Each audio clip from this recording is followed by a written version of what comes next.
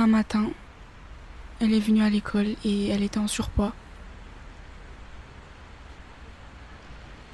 Les gens de la classe ont commencé à se moquer d'elle, à dire oh mais on n'a pas besoin d'une baleine dans cette classe. La petite mangeuse de sucreries, elle peut rentrer chez elle. On n'a pas besoin d'une grosse vache, etc. Donc ça la rabaissait constamment.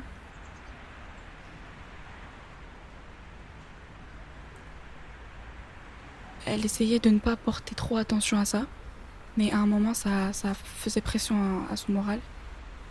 Du coup ce qu'elle a fait, c'est que elle est rentrée chez elle et elle venait plus à l'école. Elle s'était renfermée sur elle-même, elle parlait plus à personne. Et un jour, je suis partie chez elle, j'ai toqué chez elle et je lui ai demandé qu'est-ce qui se passe, parce que j'étais vraiment inquiète. Un soir, elle a reçu une photo, un montage d'elle. Il y avait plein de nourriture partout. Et c'était un cochon, un petit mème d'un cochon qui mangeait. Et on avait remplacé la tête du cochon par sa tête à elle.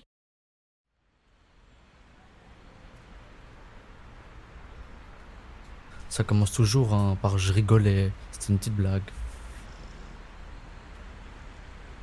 Les réseaux sociaux, ça a amené le fait de ce concept d'anonymat, mais surtout de liberté pour toutes les personnes de s'exprimer.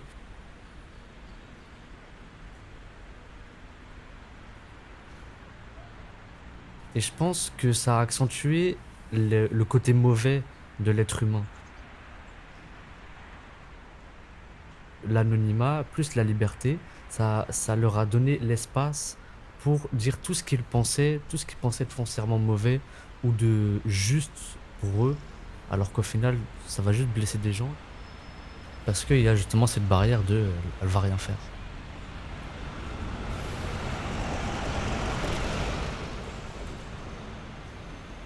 Ce jour-là, elle s'est sentie détruite. Elle s'est sentie en pression, que personne ne l'aimait, qu'elle serait jamais à son prime, on va dire. Que c'était une horrible personne. Elle s'est vraiment renfermée sur elle-même, elle voulait plus jamais parler avec personne, elle voulait plus jamais sortir. Elle mangeait plus. Comment est-ce qu'on peut faire ça à un être humain, entre êtres humains? Comment on peut être aussi méchant? Comment on peut être aussi malveillant? Ça me fait de la peine de voir une amie à moi qui était toujours épanouie être détruite par des enfants de 15 ans.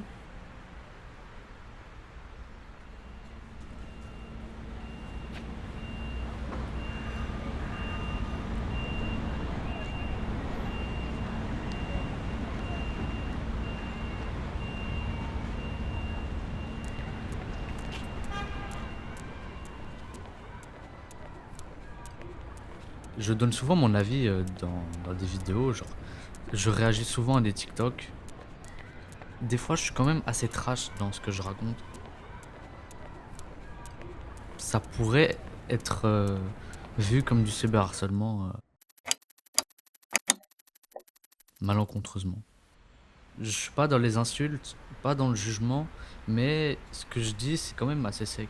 Genre, je peux voir mon historique de commentaires sur TikTok, et il y a des commentaires où je me dis quand même, sans contexte, c'est un peu bizarre. Ou même un petit peu méchant.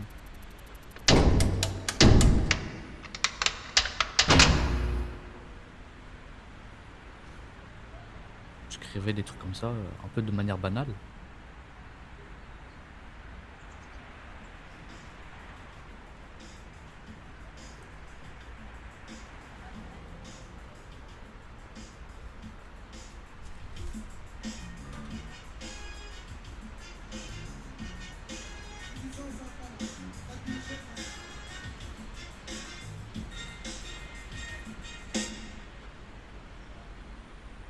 C'est majoritairement des hommes.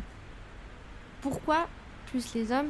Et en fait, ce qui m'amène à penser qu'en fait, les hommes, eux, ils appliquent leurs pensées. Donc, quand ils vont penser quelque chose, ils vont le dire.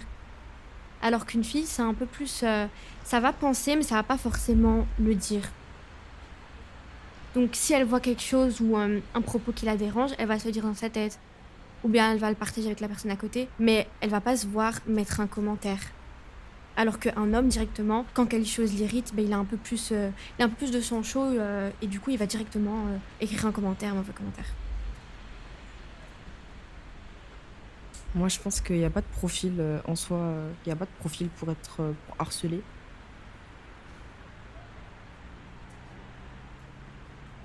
Tout le monde peut le faire, tout le monde peut être harceleur, tout le monde peut harceler inconsciemment ou involontairement ou volontairement.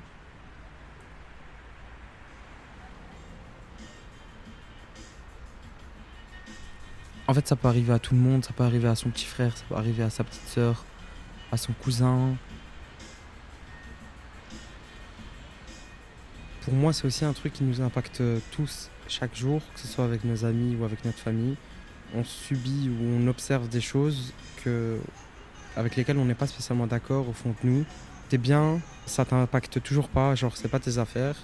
Du coup, tu vas rien faire, même si tu sais que c'est mauvais. Parce qu'on sait que souvent, les gens qui se font harceler après un autre, c'est les gens qui se sont interposés. En classe pour un an, c'est ta safe place. T'as pas envie de perdre ta place dans le groupe ou t'as pas envie d'être en conflit avec des gens.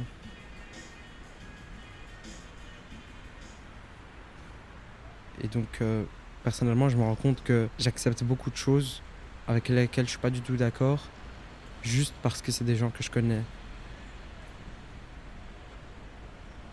Pour moi, même si c'est quelqu'un de qui je suis très très proche, que ce soit ma famille ou mes amis, moi j'ai quand même des valeurs, donc je défendrai toujours s'il y a une injustice, s'il y a un cas d'harcèlement. Même si c'est mon meilleur ami qui fait ce genre d'acte, je lui dirais à quoi tu joues.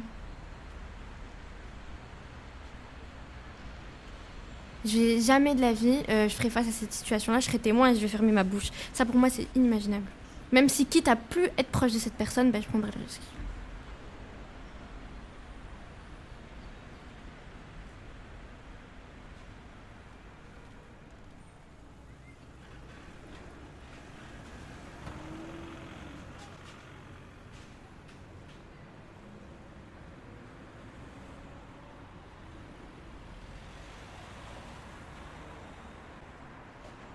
C'était il y a quelques années. J'étais en troisième secondaire. En gros, ce qui se passait, c'était qu'une fille, elle était dans l'école. Elle avait quitté son ancienne école pour harcèlement.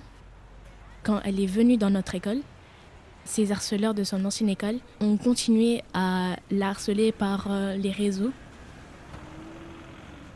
Je trouvais ça un peu triste que même quand tu essayes de fuir le danger, il te poursuit. Elle a subi du body shaming, des insultes à longueur de journée et à force, elle s'est suicidée.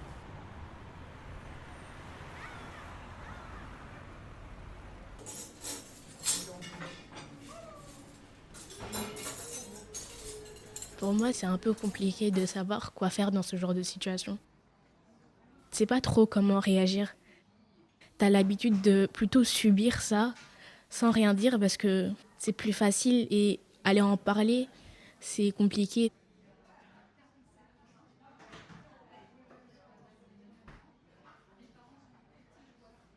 Surtout que des fois, tu vas en parler et les gens ne te croient pas ou ils minimisent les choses. Et les gens qui sont censés t'aider ne le font pas, ce qui te rend encore plus seul que ce que tu étais de base.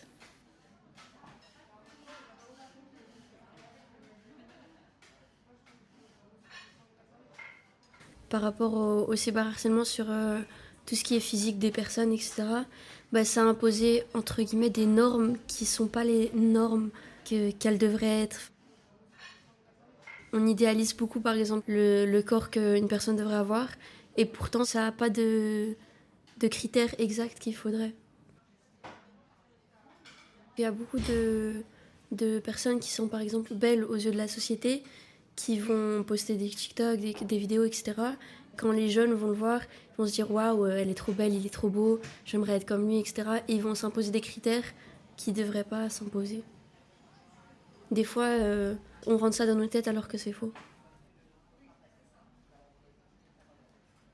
Je sais pas parler de mes problèmes à quelqu'un que je connais pas. J'ai besoin de quelqu'un en qui j'ai confiance, quelqu'un qui me rassure, quelqu'un que je connais, à qui je sais que je peux me confier.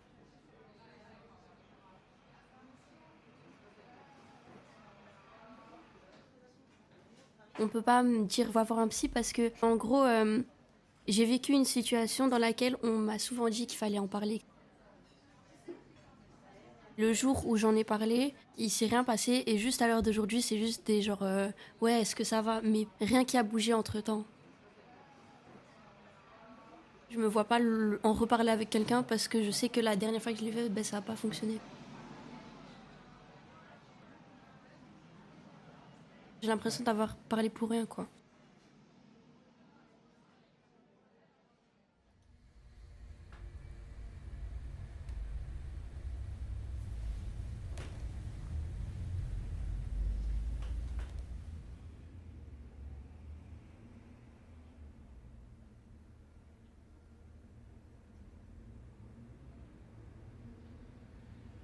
Moi, je suis quelqu'un, je poste beaucoup sur Instagram, notamment des stories, des photos de moi, etc., où je faisais des playbacks, par exemple. Et à l'école, ça disait beaucoup, oui, Manel, elle fait trop la star sur ses réseaux. Oui, Manel, elle veut trop se montrer. Oui, Manel, elle veut grandir trop vite. Et au début, ça m'affectait pas. Mais au plus les gens en parlaient entre eux, enfin, ils étaient en groupe, ils parlaient de moi, ils regardaient mes stories entre eux, et au plus ça m'affectait.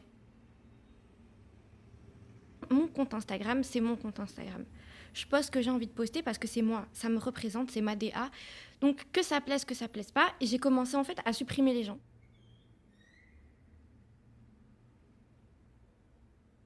Moi, personnellement, je suis pas quelqu'un qui poste sur les réseaux sociaux de base. Je suis quand même présente sur les réseaux sociaux, mais je suis un fantôme, dans le sens où je suis là, mais j'ai un compte privé, j'ai pas de photos de moi, j'ai rien du tout.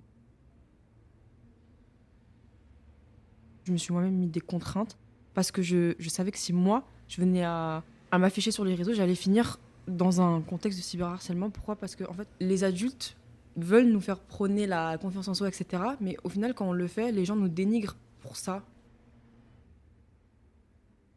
Malgré que je montre une partie de moi qui a confiance en moi, etc., qui m'assume, je sais que si maintenant on venait à pointer du doigt mes complexes ou des choses que même moi j'assume pas, je sais que je le vivrais très très mal. Il y a un peu ce sentiment de honte. On est confronté à ça alors qu'on veut pas l'être. Et en plus de ça, le faire savoir à des proches, c'est pas possible. Dans certaines familles, on ne peut pas parler d'harcèlement, de surpoids, de régime, etc. C'est tabou parce que ça parle du corps humain en général. Il y a certaines familles qui ne supportent pas voir leur enfant parler de ses sentiments amoureux, tristes, en colère.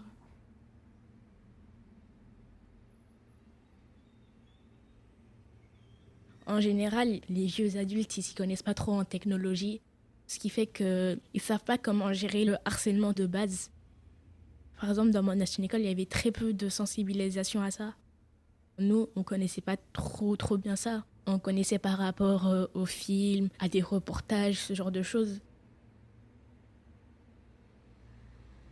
On est ignorant, du coup ça fait que des fois on harcèle quelqu'un, on lui fait du mal, mais on le sait pas vraiment.